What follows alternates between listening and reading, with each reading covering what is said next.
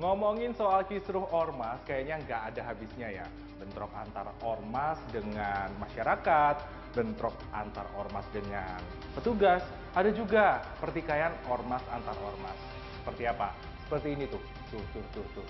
Aduh, capek banget kalau ngikutinnya ya. Ternyata nggak cuma saya yang capek dengan huru-hara ormas. Sebagian masyarakat ini pun menyampaikan pandangannya mengenai organisasi masyarakat yang ada di Indonesia. Saya rasa keberadaannya perlu, tapi mungkin dari segi pemerintahnya harus lebih ketat ataupun lebih disiplin untuk mengawasi mereka, karena sering mereka itu dimanfaatkan oleh kelompok-kelompok tertentu untuk kepentingan mereka. Kalau dari saya pribadi, selagi ormas itu punya izin yang jelas ya, dan nggak meresahkan untuk masyarakat sih sebenarnya nggak apa-apa. Tapi kalau dengan adanya ormas itu merugikan banyak orang, khususnya masyarakat di sekitar, kayaknya nggak perlu deh ada ormas. Namanya ini kan ormas kan singkatan dari organisasi masyarakat ya, jadi selama itu bermanfaat sih bagi saya sih is okay, nggak masalah gitu ya.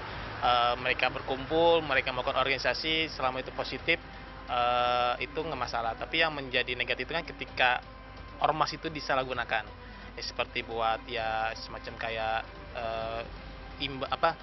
pungli segala macam, itu yang harusnya diluruskan bahwa ormas itu salah gitu penggunaan ormas tersebut seperti itu, Mas. Beberapa ada ormas-ormas yang cenderung kayak melakukan kayak kerusuhan atau bahkan kayak melakukan pungutan-pungutan liar, atau misalkan kayak dari industri sendiri kali ya. Dari beberapa berita pun dikabarkan kalau kayak ormas-ormas itu suka mungkin kayak memalak industri. Kegiatan itu juga. Nah, pengamat hukum pidana Abdul Fikar Hajar menyatakan keberadaan ormas menjadi tanggung jawab pemerintah dalam hal pengawasan dan pembinaan agar tidak kerap berlaku menyimpang dari kaidah aturan. Tanggung jawabnya ada di Kementerian Dalam Negeri. Tetapi kan ketika mereka melaksanakan kegiatannya, ini yang menurut saya nggak ada kontrolnya. Sebenarnya kan tangannya Kementerian Dalam Negeri itu sampai di ujung masyarakat, di kelurahan, di desa, itu kan ujungnya tangannya Departemen Dalam Negeri sebenarnya. Nah, karena itu sebenarnya mestinya kelurahan ini juga aktif maksud saya mendampingi ormas-ormas itu. Yang banyak terjadi penyimpangan kan di tingkat paling bawah, pada tingkat pelaksanaan usaha kan sebenarnya. Iya kan, pelaksanaan kegiatan yang paling banyak itu gitu.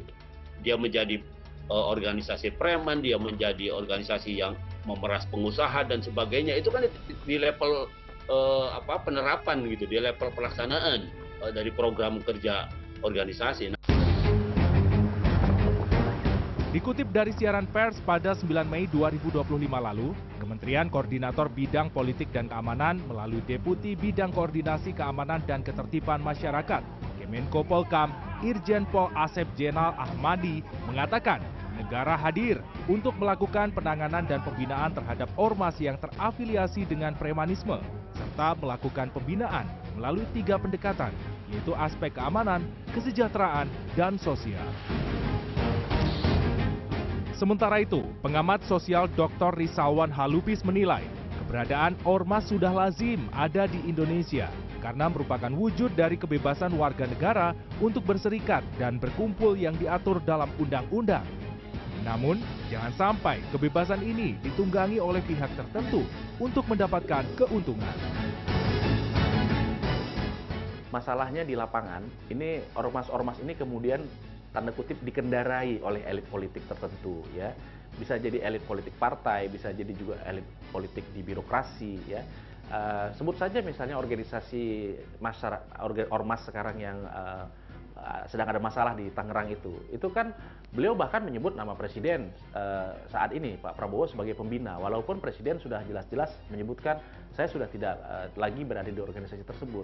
Jadi yang membuat arogansi mereka yang muncul itu adalah afiliasi mereka dengan elit politik.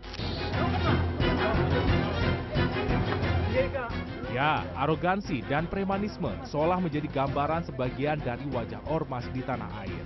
Padahal, keberadaan ormas seharusnya bernilai positif karena telah diatur dalam aturan undang-undang.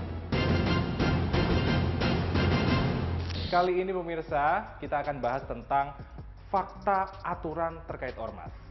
Ormas atau organisasi masyarakat di Indonesia sebenarnya diatur dalam aturan tentang organisasi kemasyarakatan, yakni pada Undang-Undang Nomor 17 Tahun 2013 tentang Organisasi Kemasyarakatan, Undang-Undang Ormas, dan Peraturan Pemerintah Nomor 58 Tahun 2016 tentang Organisasi Kemasyarakatan. Nah, hal ini mencakup pada pendirian ormas, di mana ormas dapat didirikan oleh minimal 3 orang WNI atau lebih, kecuali ormas yang berbadan hukum berbentuk yayasan. Selanjutnya yang kedua, pendaftaran ormas. Disarankan mendaftarkan diri baik sebagai badan hukum maupun juga melalui surat keterangan terdaftar. Ini penting ya. Selanjutnya yang ketiga nih, hak dan kewajiban ormas. Ini setiap anggota ormas memiliki hak dan juga kewajiban yang sama, termasuk hak menjadi anggota dan kewajiban untuk mematuhi ADART, anggaran dasar, anggaran rumah tangga. Selanjutnya, aturan larangan, di mana ormas ini sebenarnya dilarang ya menganut atau mengembangkan bahkan menyebarkan ajaran, paham yang bertentangan dengan aturan ataupun juga paham Pancasila. Sebagai contoh nih, anggota ormas dilarang melakukan fungsi tugas instansi seperti memberikan pengamanan saat event ataupun juga memberikan perlindungan pada aset tanah yang sedang bersengketa karena itu bukan tugas mereka. Selanjutnya, terkait sanksi, ini juga penting ya pemirsa, di mana pemerintah dapat menjatuhkan sanksi administratif terhadap ormas yang melanggar aturan. Jadi, Pemda ataupun juga Kementerian Dalam Negeri biasanya akan memberikan surat teguran 1, 2, hingga 3, bahkan surat pembubaran jika pelanggaran dilakukan secara berulang dan parah. Nah, pemirsa, ormas seharusnya memiliki peran dalam pembangunan, termasuk dalam bidang ekonomi, sosial, dan juga politik demi kemajuan bangsa dan juga negara. Dan untuk itu, pemerintah juga tidak bisa diam saja. Upaya pembinaan, pengawasan penting terhadap ormas patut digalakkan juga agar anggota ormas dapat terarah sehingga menekan celah aksi premanisme yang dilakukan oleh oknum anggota ormas. Ya, semoga ke depan ormas-ormas dapat berbenah ya, sehingga membawa manfaat bagi masyarakat. Freddy Cahya, Evan Askam, Jakarta.